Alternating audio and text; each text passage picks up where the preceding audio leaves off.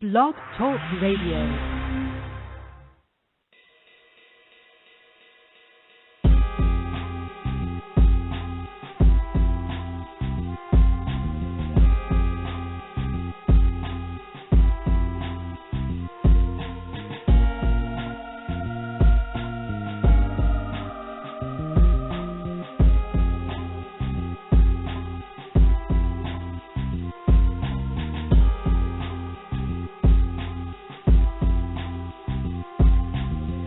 Hey everybody, this is BeatStreet Sports Talk Radio. I'm your host, Lee, a.k.a. the Hoops Guru. I got my man, MKA, along with me. But we're talking NBA today, y'all. So, everybody who's been asking for that, call in so we can get the banter going. You can reach us at 347-945-6921. What's going on, Ed? How you feeling, bro? I'm good, dog. What's up with you? Chilling, man. Like I said, giving the people what they want. Getting in this NBA show. We've been talking football so much lately. There's a lot we got to catch up on. Don't you agree? Yeah. Yeah, and, as a matter of fact, we're right pretty much close to the halfway point. So we got a good idea of who teams are right now, who's trending up, who's trending down. But before we get into all that, we got to talk All-Star voting. The NBA All-Star voting teams were announced. A little controversy, I guess, on some sides, some questionable things. But, hey, the NBA lets the fans vote in these players, so this is what we have. On the East, on the West, we have starting Stephen Curry, Kobe Bryant, Kevin Durant, Blake Griffin, and Kevin Love. That squad, some of them, honestly, I don't know if I like the squad at all, to tell the truth. From a guy who actually watches basketball and knows productions and things of that nature, first thing first is you're not watching basketball at all if you voted for Kobe Bryant to be on the All-Star team this year. The dude's played 6 games. And that means he hasn't played any productive basketball, so what are you doing voting for Kobe Bryant? One. The second thing is Blake Griffin, popular guy, won a slam dunk contest, but there's a lot better power forwards out there that would make a better, that deserve to be in the starting 5 above my man Blake Griffin. Even the one that's on the team, Kevin Love, who everybody's, I guess, talking about, he took the spot of Dwight Howard. The NBA chose to go to the format where you could vote for 3 forwards instead of a center. So, of course, that's going to push guys like Dwight Howard and Roy Hibbert to the back because there's just more forwards than centers in the league anyway. So, to me, I think it's a discredit to that position. I think they should go back to letting them have their own slide and let somebody be able to get those votes individually. But come on and chime in, Ed, about the West starting 5. How do you feel about those picks? The first thing I have to say, it's not popular, it's not nice. The fans are freaking ridiculous. It makes no sense for, like you said, Kobe, Stephen Curry, Kevin Love, and Blake Griffin to be starting at all. And I know I've been going at this on Facebook with a couple people. Everybody's giving me all these numbers and reasons. I just want to know, it's so funny how, everybody complains about the direction of the NBA is going. Oh, there's so much transition. There's no post play. You can't play D. Even Kobe was complaining that now it's a finesse league. You can't touch dude. You get fouled. Everybody says this. I know so many, basketball fans that will agree. But then I've been having people coming to my neck defending Curry being a starter and also Kevin Love being a starter. I'm not really that so upset about Blake Griffin, but really the Kevin Love thing is my main beef. And they say, well, who do you want in there? And I say D12. And everybody keeps telling me how Love is a better all-around player. Love's game, he's actually went ahead and gotten better during the time period he's been in the league and all of the factors. So I want to know, to all the people who complain they don't like the new NBA and they want to be the old way, since when do we start rewarding guys with starting spots in the All-Star game? with losing squads that's never had a winning record and never made the postseason. Like, when was that cool? When was that, like, okay to do? Like, why are we rewarding dudes who just jacking up shots and dudes who are getting like 30 points, but then it's not for nothing because they're not fighting for nothing. So it's easy to get a whole bunch of points when you play on a bad team. That's not hard. Well, in their all due respect, Minnesota is, let's say, 2 games out of the 8th seed in the West. They're 20-21. In the East, that would be good enough for the 6th seed. I don't mind the East, though. I know, man. I don't want to hear that talking about the East no more. They're playing pro ball. But what I'm saying is Kevin Love is, like I said, the West is harder. So, of course, he's going to come up against more competition. I don't really have a problem with Kevin Love on that team because he's a stretch 4. The problem I have is that they don't have a designated center team, so it allows fans to vote for multiple forwards. And when we talk about the East, we'll see how them doing that makes it even worse. But Dwight Howard, their team is, 14 games over 500. You would think the fans would recognize someone like him as a starter, but of course, he's got to deal with the stigma of he's the guy that walked away from the Lakers, so somehow he's the bad guy in the NBA now, which is just ridiculous to me. He's a free agent.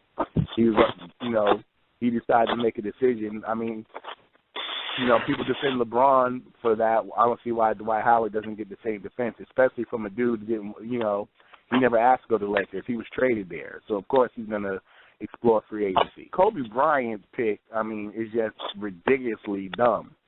Like, you must have not watched any ball because the 6 games that he played, he didn't even look good. So, and I believe I don't remember their record during the 6 games, but it wasn't winning. So, again, I don't know if they got like 5 or 6-year-olds or 10-year-olds just going there clicking on names that they know or something, but that's not even a solid 5. They don't even have I guess you'd call Stephen Curry a point guard, but he's not a true point guard to me, and no center. So I think they're just going to have a whole bunch of running up and down with those ridiculously ugly uniforms that they're using this year. So going to make for a fun All-Star game.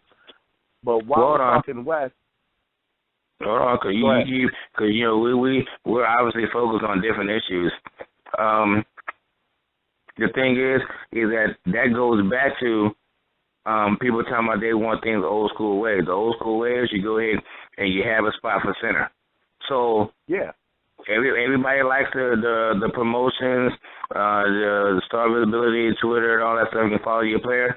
Well, this is part of the things that go along with these changes that apparently that people agree with, because everybody else complains there's no post play and there's no centers.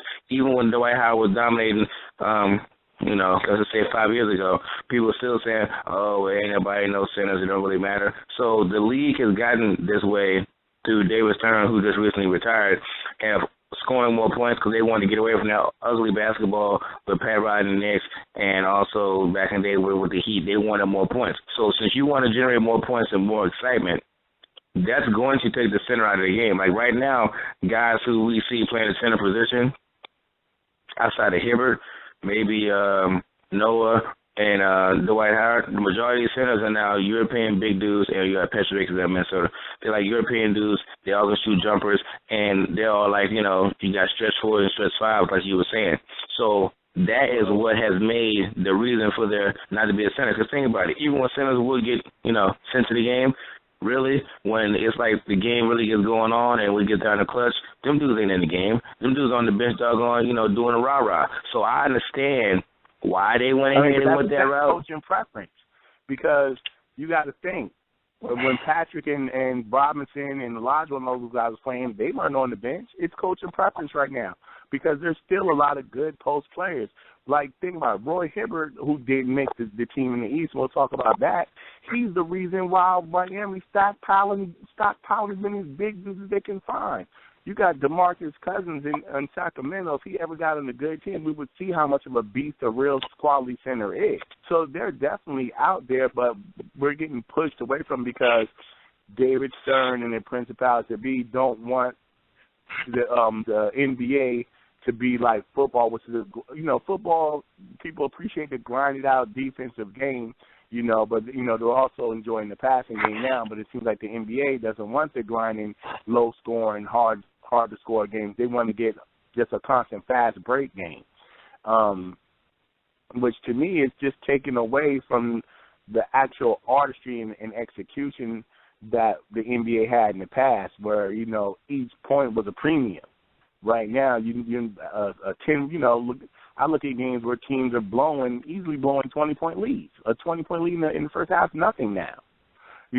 As opposed to when we used to watch the Knicks, play the Miami Heat back then. It was like, your team was down 6. You were sweating bullets. That 6 was hard to make up. And I still appreciate that brand of ball as well. I mean, of course, and like in life, avoid the extremes. I don't think there should be extremes in other. There needs to be a medium, and there is no medium right now, and you're seeing it as a reflection of these all-star lineups. Well, and another thing I'll say is that in reference to the Kobe Bryant thing, because this is really weird for me to come at Kobe's neck and come at Kevin Love's neck, because I like both of those two players, but I have a problem. I don't have a problem with Love being on the squad. I have a problem now. I know the East is, is redundant because pretty much everybody in the East sucks except for like 2 or 3 teams.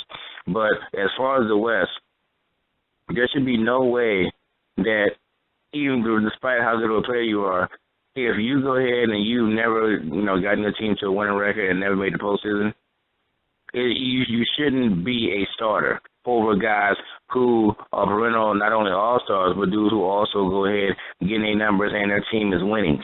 And I know I've been hearing people say, Howard is a role player. Okay, Howard is not no role player. Okay, I don't know why people, maybe they are pissed off with him, but like you said. Even people are dumb too. It's like they don't appreciate. Yeah, he may not be putting up monster numbers every night, but his presence on the floor alone is what allows his teammates to get execute the way that they do, because he's a constant point of attention by defenses. So whoever's talking that doesn't even understand ball. And the thing is with that, they're saying that, and it's like, Houston made the playoffs without him. Yeah, Houston made the playoffs without him, true indeed, but Houston wouldn't be third in the West without him. And they're much more of a threat for a championship, not that they're one of the 4 teams that legitimately have a chance, but they're more of a legitimate threat for a championship with him being on the team. So how do you go and you have a dude where everywhere he's gone, his team has made the playoffs and had winning records over a dude like Kevin Love, who I always say is the best power forward in the league, but this dude has never been the catalyst for his team to not only get a winning record, nor make the postseason. But it seems like that seems to be a missed thing. Now, as far as the Kobe Bryant thing, that's not Kobe's fault. The NBA needs to put in a rule where if a player has not played X amount of games, they are not allowed to go ahead and, I'm not going to say not be an all-star, but they're not allowed to go ahead and be a starter. Hey, man, it's a simple solution. So, more than likely, I don't even know if they do the voting in the arenas anymore like they do back in the day when you used to get the ballot and put it in a box. More than likely, all the voting's online. Simply do like they do on a lot of pages. Put it, make his name that you can't click on it. He didn't qualify for enough games. His name's unclickable. You got to pick somebody else. It's a simple solution. But you got to go and have a number. You got to have a number of how many games a player would have to play to be eligible to be a starter. But if the coaches want to add him, that's a totally different thing. Because the thing is, if you eliminate it where the fans can't put a player that hasn't played as a starter, then more often than not, the coaches are not going to go ahead and pick that same player over dudes who are actually playing. So that's how you pretty much eliminate that scenario happening again in the future.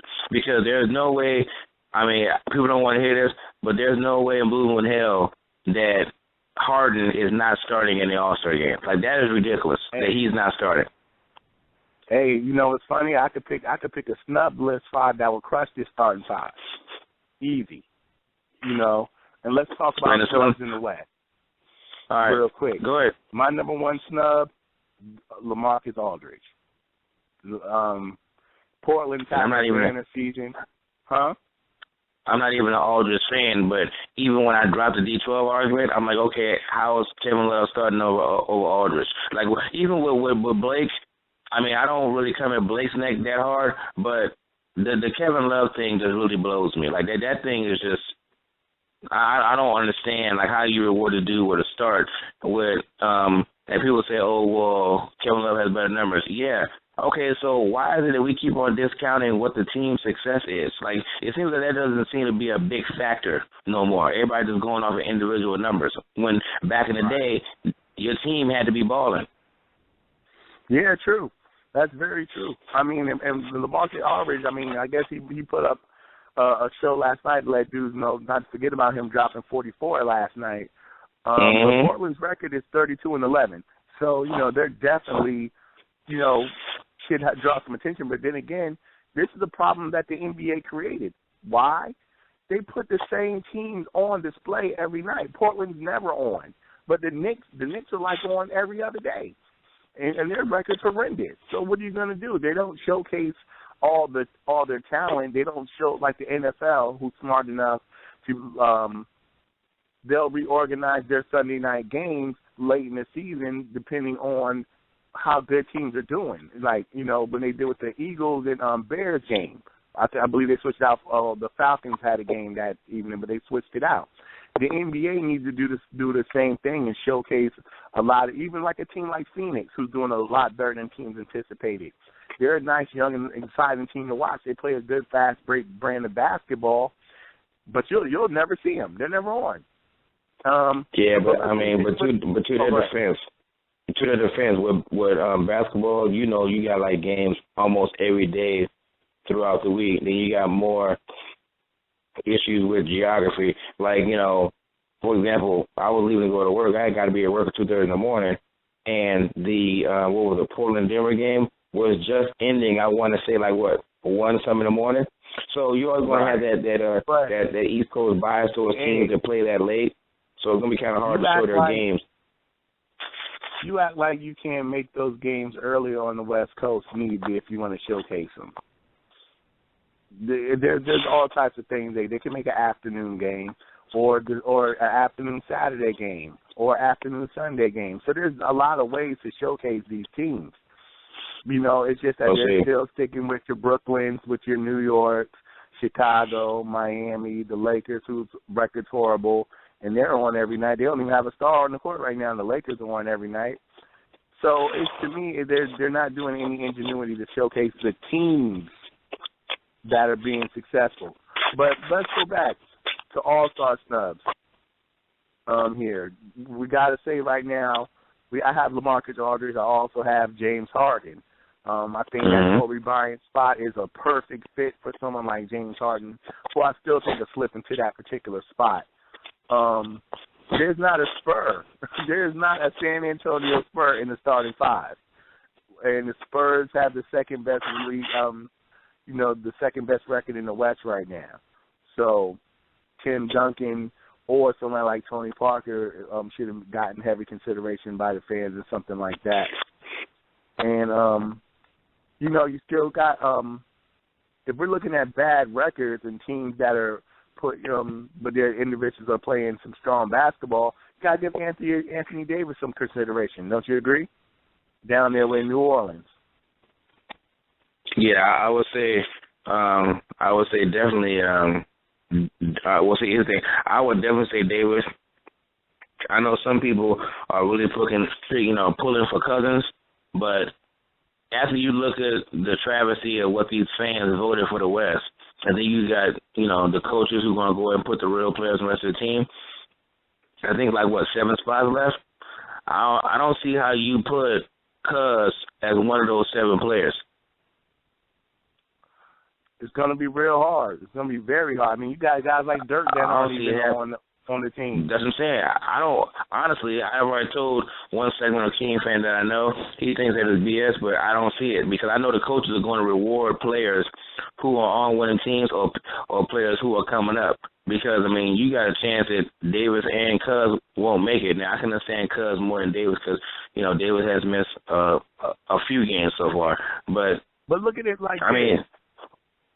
Right now, between Dirk Nowitzki, LaMarcus Aldridge, Tim Duncan, one of those or probably 2 of those aren't going to make it. And that's ridiculous.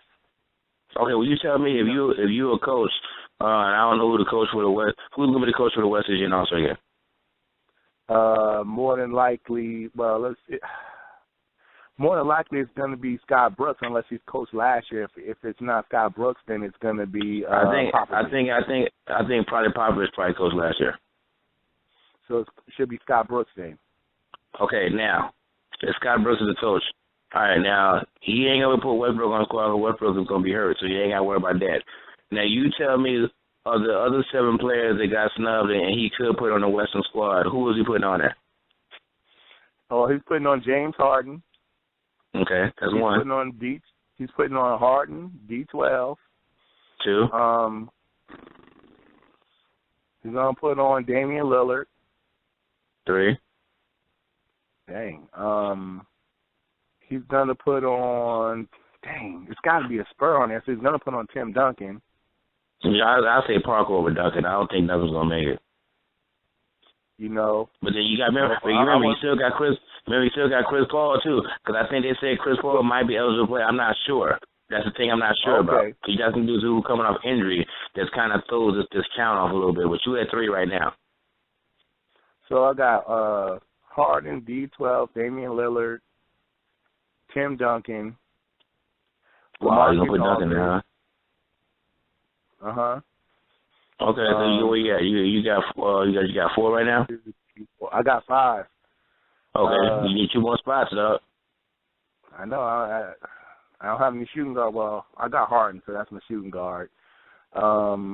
Utah, Shaka, there's no Lakers I would pick. There's nobody in Denver.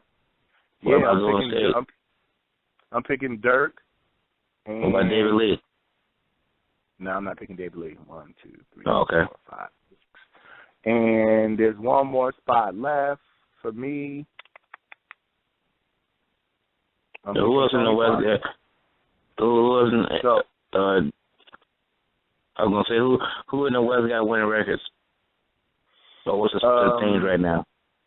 Dallas, Phoenix, Golden State, Houston, the Clippers, Portland, San Antonio, and Oklahoma City. So I'm picking Harden, Dwight Howard, Damian Lillard, 2, Tim Duncan, 3, LaMarcus Aldridge, Dirk Nowitzki, 5, Tony Parker. 6, 7. So that means you don't have Davis or Cousins making it. The records are too bad, and it's not much of an influence for me. Solid seasons, but they're not making any dents or waves in the NBA as far as I'm concerned. So I'm sticking with those lineups. You know, I only have a Denver Nugget on the team or a Memphis Grizzly. Yeah, well, I would say neither one of those 2 teams deserve nobody to be on the team either.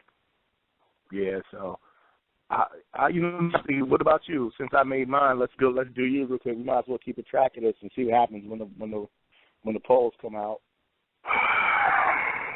Well, I'm gonna the only one off of your list, because he thinking, like I said, Chris Paul may be able to play, and that's the thing that is really throwing this list off of me, because I think he might be able to play. So if he's able to play, I would say Chris Paul, and I'm taking off Tim Duncan for him off of your list. Okay. And then who else did you say? I think after that, I don't really think there's anybody else off your list who I would go ahead and take off. And another thing, too, is I don't know how they're going to feel about the whole David Lee thing. The David Lee thing, that's another one, because I don't know if Golden State really should get 2 players because they don't have like a super dope record. But right now, I'm going to say I think Chris Paul can actually play. If Chris Paul can play, then I'm going to say I would take Duncan off for that squad. There's not any small forwards out in the West. I'm looking at the guys I picked. There's not one small forward. Well, I'm sure there's some small forwards if you had to throw them in the game that you would put in there, but none that you would consider to be like, playing at a super all-star type of level right now. Well, man, let's go to the East real quick. We might have to do some overtime going in the East. Go ahead. The East starting 5 that our brilliant fans selected are Kyrie Irving, D. Wade, LeBron James, Paul George, and Carmelo Anthony. those is your starting five. This is the dumbest starting five I think I've seen in a long time, man. A very, very long time. Like, they don't even have anybody over 6'9", man. Like, what is this? This is the fruits of the new NBA transitional game, and having players they can play that are tweeners, play multiple positions, and things of that nature. Now you got to remember, some of these cats that are going ahead and that are playing, they're playing these spots because of the fact that Cass is injured. Like, I know people are telling me, oh, well, you know, it didn't matter if if Rondo and D Rose was playing, Kyrie would still be starting over him. I don't know what is wrong with these people, but I know for a fact Kyrie is not more popular than Rondo and D Rose is starting over both of them as they played this year in the All-Star game. But there are a lot of people who honestly believe that. That's the new age high. I mean, and you know what's crazy? The dude is having a really, really, really. I mean, I ain't gonna say he's having a whack season, but it's like, yo, his team is 12 games under 500, man. Cleveland looks horrible, and when you watch him on the court, it's not even good ball. Like, he's getting his, but he's not even playing good ball. So I don't know so funny about him is that people used to always go at Iverson's neck, come and shoot too much. Now, I'm sure there might be some games where he may have had some bad games, but I refuse to believe that his shooting percentage was anywhere near as bad as the shooting percentages that I've been seeing Kyrie put up. Like, he'll have like 40 points or 34 points, and it'll be like on 27, 30 shots. Like, he's not efficient scoring the ball or anything. And it's like, but he's, like you said, but he's getting hit, so people are just focusing on the final number. And I'm like, okay, you have to look at everything. I think you got a fan base that now, Cleveland's not even a team that's on the tube a lot. So they'll watch the NBA TV or ESPN and see that he, in the highlight where he crossed some dude up, made some dude fall or something, or did some nice individual play. But at the end of the highlight, they'll lost the game, but he'll have like 29 points and like 3 assists. And for some odd reason, that compiled with his Uncle Drew commercials has people thinking this dude is like just dead nice. I mean, he's a good individual talent, but for an all-star team where you're looking to put together the best 5 to go against the best 5 on the other conference, there's no way I pick this dude as my floor general. There's no way. And to me, it's just a reflection of people that are not watching NBA basketball. Another one on this 5 that's suspicious to me is Dwayne Wade. Yeah, their team is good and more than likely would have been a top pick. But the dude's missed 25% of their games this season. So, he's averaging 18 points, 4 assists, 4 rebounds, which is solid. His team does have the second best record in the league. He's very popular, and he's got the veteran pedigree. So I understand the pick. I'm just, to me, I guess it's a good pick that the other guards like Rondo and D Rose are out. He's not a bad default. So I'm okay with it. Yeah, I'm okay with D-Wade, I guess, when I think about it a little deeper. What about yourself? Well, the one thing that I've noticed in today's NBA, the center spot, and which is crazy to me, the 2-guard spot is the weakest that I've seen it be the past 3 years in the history of the NBA, in my opinion. Like, I've never seen those 2 spots to be this weak in the NBA. So if you go over that, once you get past Kobe and D-Wade, there really is no big name or proven shooting guard in the league once you get past those 2. You got some people that can do some things here and there. So I'm not a big fan of Wade because they're doing this whole rest thing with him like they're doing with Duncan to try to save him for the playoffs. But if that's what they got to do, that's fine. So, I mean, you can throw him up in there. In reference to Kyrie, like I said, Kyrie's only starting because D Rose and Rondo aren't playing. Let's see. Right. George and LeBron, those are locks. That's not a problem. And then when it comes to Melo, you know I'm not a fan of either one of the New York teams. That's Roy Hibbert's spot. Carmelo Anthony probably should be on the team, but he shouldn't be starting this year. That's Roy Hibbert's spot. Let's just keep it 100, man. The Knicks are terrible. He's playing selfish ball. He is putting up, good numbers. So in that regard, if he was picked by the coaches because of his individual performance, I can understand it. And plus, his veteran pedigree always gets a little bit of leniency. I can see that. But starting, hell to the no. Carmelo should not be starting. Well, I'll say this. It's the East. Now, it's like you got to grade on the curve once you come from the West to come to the East because, like I said, there's only maybe 3 good teams, maybe, in the whole East. So when you grade on the curve and you looking at it, people who you can take, and pretty much everybody in their mama has losses, now you really are looking at who will go and make the game exciting or who is it that has a name. And I'm about to say a name that a lot of people are not going to go and agree with, but if we're just going to go off of, numbers, shooting percentage, and wins and things of that nature, me personally, I would have put Millsap as a starter over Melo. I have Melo on the team, but he wouldn't have been starting. I'm not. We didn't do our snub list, but that's one of the guys I was going to pick. I'll give you credit because I thought you were going to sleep on him.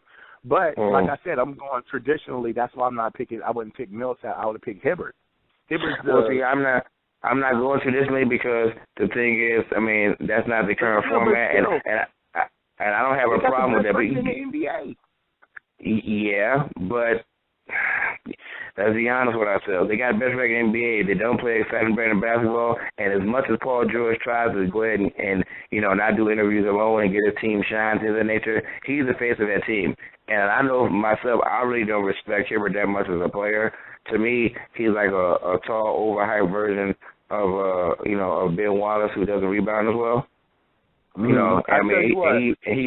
was making all-star teams and things. And like I say, he'll get picked up by the coaches, but starting, I'd rather see Millsap. Don't get me wrong. I understand record-wise, the Pacers should probably have 2 people. I don't have a problem with that. But if we go off of the format it is now, I have a problem with Melo starting over Millsap. But I know why he's starting because most people, unless you're a real basketball head or into statistics of the NBA, don't really even know who the hell Millsap is. So, it's going to be funny, too. I'm going off a little tangent here before I go into my snub list. It's going to be very interesting with Hibbert if Greg Oden's healthy and they're able to play 15 minutes a game, 20 minutes a game. It's going to be very interesting him going, because he looks so dominant in the playoffs. But I want to see him against another quality big in his height and stature and see how he is. Because, he kind of runs like a dinosaur. He does have an outside day, but, Oden's a force down low. He's a force down low when healthy. He runs the floor a lot better than Hibbert. So if he's able to give Miami some quality minutes, I just want to see how much of a star Hibbert really is, or is he just a product being the last of the big man breed. But I'm gonna answer that for you. I'm gonna answer that for you before you see it. Hibbert is overrated, and he did what he was supposed to do against Miami because he was the biggest person there, and they didn't have nothing for him. So if he has to take anybody on that's solid at center, he's not putting up those numbers. All right, you said it, man. That joke was looking like Shaq, and he ain't nowhere near Shaq. He was looking like Shaq against Miami because he was the biggest dude out there. Okay, so he's a bum. Okay, now like I say, I respect his game, but he's not that good. But go ahead, what's your snub list? My snub list. This is gonna be a little rougher in the East, man. But like I said, I'm going to start with you mean? I'm going with Paul Millsap with the Hawks. Okay, one. Slow down, man. Slow down. Come on, Hoops Guru. It's your thing, player. No. I'm going. I'm for Hibbert. 2. That's 2. John Wall. That's not a surprise. 3. Hey, man, John Wall deserves to be on that squad. Stop hating. Whatever, man. Go ahead, man. It's the East. Everybody deserves to go. Go ahead. 3. DeMar DeRozan. Wow. 4. I'm gonna give it to Lance Stevenson. 6. Oh no, 4 or 5. That's 1, 2. That's 5. Yeah, 5. There's not another Hawk. I was thinking Greg Monroe, but their record's too bad and his numbers aren't that great. You know who I'm going to pick? I'm going to pick Al Jefferson. That's Al purely Jefferson. off a name. That's purely off a name. 6. Man, hold up. Al Jefferson's having a pretty good season, my man. But let me double check. I think Al might have missed a lot of games too, man. He missed some games with ankle injury. But like I said, in the East, so you good. But, I mean, come on. He's averaging 18 points and 10 boards a game. And Charlotte is, you know, for the East in the playoff mix. So, in that regard, I'm going to give it to him. Okay, so you got 6. You need one more. Joe Johnson. Wow. I know I've been hearing his name lately. Yeah, and Joe Johnson. Brooklyn's in that top 8. And they're actually had a better record in this calendar year than most teams. So I got to give them credit. That team's turned around. So if I'm giving representation to that squad, I'm going to give it to Joe Johnson. So Millsap, Hibbert, John Wall, DeRozan, Lance Stevenson, Al Jefferson, and Joe Johnson. That's my reserves. Wow.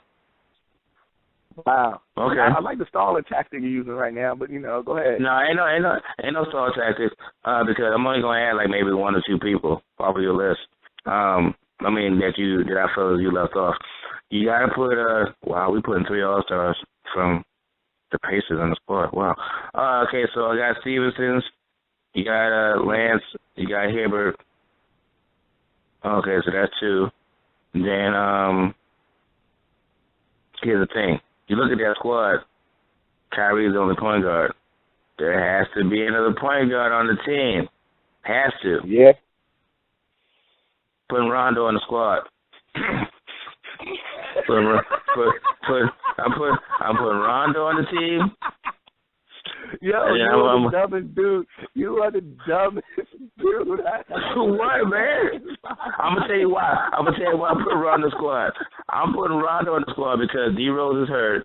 Now, here's one thing you're not gonna like, because you know you still owe me from last year. I forgot when you thought that light-skinned boy Devin Harris was gonna come down to Atlanta and take Jeff Teague's spot. There's a push for Jeff Teague to make Arthur. Listen. Say what you want to. You thought Devin Harris was going to come to Atlanta and go ahead and take T's point guard spot. And then he ended up having to be on the squad, couldn't take a spot. He got the 2 guard spot, and he wants to start saying, no, I said it was starting. And then, you know, you try to back out. So I still haven't gotten that bet. So I'm not prepared right now to say Jeff Teague's name as an all-star person, but I'm just telling you right now, don't be surprised if Joe get picked up. I'm not saying I agree with it. Just don't be surprised. You're supposed to be doing your snub list. I don't know what this little U-turn, this little side street you went on. Give me your 7, man. Look, man, I'm coming to that. Just deal with it. I got Hibbert and Stevenson. Hibbert, that's all you gave me so Stevenson. far. No, I said Rondo. You just don't want to hear it. I said Rondo. Dude, you lost all that's 3. Rondo played like 3 games this year, but go ahead. That's right.